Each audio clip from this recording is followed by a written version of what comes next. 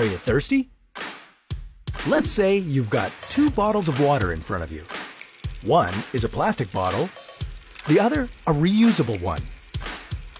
You already know that you should probably pick the reusable one.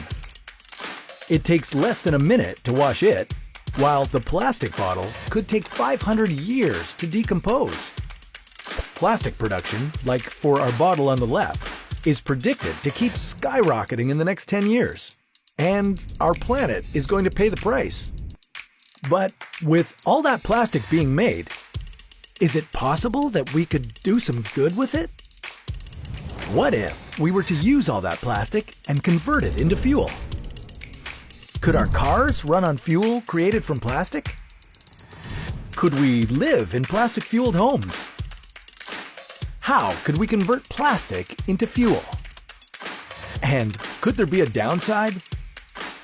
This is What If. And here's what would happen if we turned plastic into fuel. Plastic hit the scene in 1869, when inventor John Wesley Hyatt offered the idea as an alternative to ivory. Why? Well, billiards were all the rage back then, and the suppliers couldn't keep up with the demand for ivory to make the balls. So you could say the invention of plastic helped out environmentally, mostly for our elephant friends. But since then, plastic manufacturing has doubled every 15 years, and it continues to do so. This puts plastic at the top of almost all man-made materials. So, how could we turn all that plastic into fuel? We may have a couple of options, the most popular being the pyrolysis method.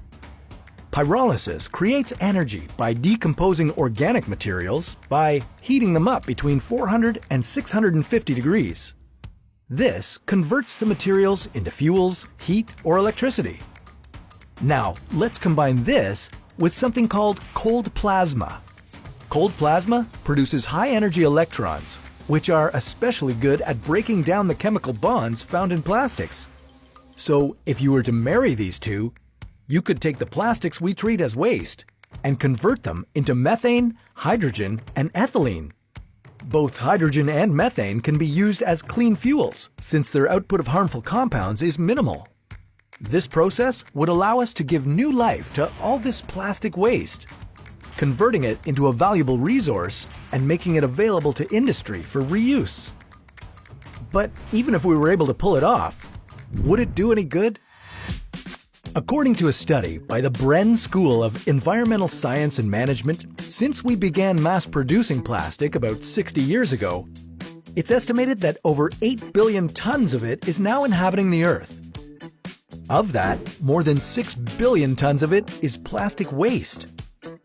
Up to the year 2015, less than 10% of it had been recycled, and nearly 80% of it is either in landfills or polluting the environment as litter. By using plastic for fuel, we would be able to transform it into something other than just a base for products destined to pollute our land and ocean. And it's good for more than just the environment. The American Chemistry Council reports that plastic-to-fuel facilities in the U.S. could create about 39,000 jobs and $9 billion in economic benefits. How's that for some inspiration? But not everyone is on the plastic-for-fuel bandwagon. Could there be a downside?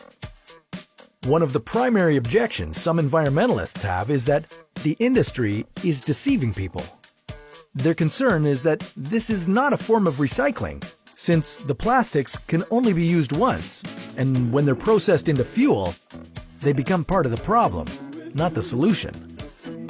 They also fear that plastic to fuel is causing a false sense of security, when we really should be showing extreme concern about the damage being done to our environment daily.